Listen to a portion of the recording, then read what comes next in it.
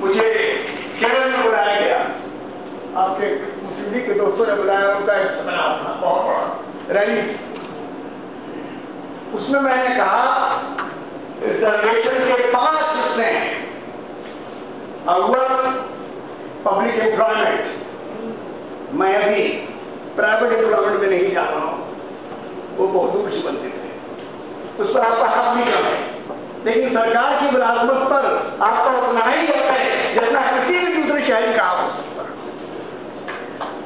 दूसरे, तालीम में रिजर्वेशन, चूंकि हम किसी न किसी तरह स्कूल तो पास कर लेंगे, हम कॉलेज खोलते हैं तो हमें कॉलेज में जाने वाले लड़के नहीं मिलते, सच्ची बात तो ये है। और इसके लिए हमें जरूरी है कि अगर हम ऊंची दर्जों पर पहुंचना चाहते हैं तो हमारे लिए ऊंची तालीम में रिजर्वेशन हो। इसके अलावा एक पहलू रोजमर्रा की जिंदगी का है। हर रियासत में मरकजी हुकूमत की बहुत सारी स्कीमें हैं जिनका ताल्लुक हमारे डेवलपमेंट से है। उस डेवलपमेंट से आवाम को जो मिलता है, मिलना चाहिए, वो हमारे हिस्से में नहीं आता। I'll call it reservation in the fruits of development। पैसा हमारा लगता है, स्कीमें हमारे नाम पर बनती हैं, लेकिन जब तकसीम होती है तो हमारा हिस्सा नहीं मिलता। तो एजुकेशन के बाद पहली चीज तो आपकी होनी चाहिए fruits of development, reservation in fruits of development, जो सरकारी खर्च होता है। और उसके बाद हमारे नौजवान जो पढ़ लिख लेते हैं, कोई रोजगार खड़ा करना चाहते हैं, उनके पास कैपिटल नहीं होता, बैंकों से उनको कोई कर्ज नहीं देता, तो हम लोगों ने बड़ी तहरीक चलाई थी यहाँ कि बैंक से जो भी इंटरेस्ट, जो भी लोन मिलता है, उसमें जो हमारे बैकवर्ड क्लासेस हैं, मुसलमान हैं, उनको प्रायोरिटी सेक्टर से उनको मिलना चाहिए।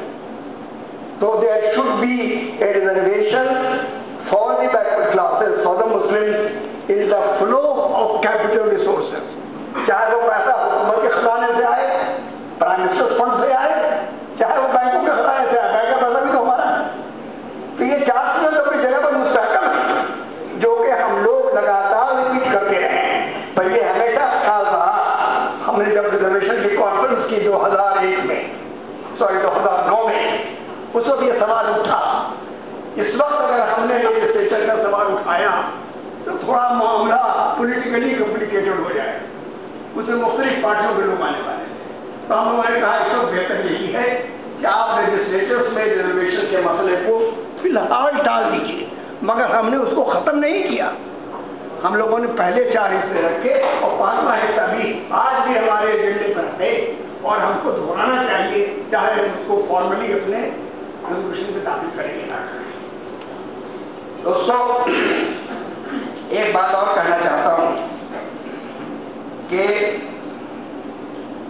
ये आपने अपनी तकरीर में जो इतिहास की बात कही, उसमें वजन और उसके पीछे जो हमें नाती देते हैं, उसके पीछे एक साजिश, that's a conspiracy to divide the Muslims. There is a conspiracy to divide the OBCs. There is a conspiracy to create a conflict between the OBCs and the Muslims. A conspiracy to divide the scheduled caste and the Muslims. ये सारी चल रही हैं और सबका source वही है जो आज हम पर हुकूमत कर रहा है।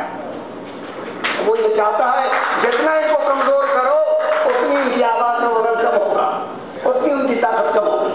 लिहाजा आपने बहुत वक्त की बात कही है और मुसलमानों को आपने सही मशवरा दिया है कि इस सारे झगड़े को भूल कर आप एक को करना और उसकी एक वजह आपको देना चाहता हूं। सचर रिपोर्ट का मुताला कीजिए, 2 सफ़े में उन्होंने एनालिसिस की है कि मुसलमानों को कह तो दिया उन्होंने कि उनमें अशराफ भी हैं, अजलाफ भी हैं, अरदाद भी हैं। उन्होंने नाम लिया दरअसल 2 का, अशराफ और नॉन अशराफ। चूंकि जहां तक लाभ का सवाल है वो तो शुरू का भी काम है। उन्होंने ये कहा सब्सटेंटिवली उनके दरमियान कोई फर्क नहीं है। 2 सतह की ये रिपोर्ट है, कम से कम 20 आइटम उसके अंदर, जिसको उन्होंने एनालिसिस करके कहा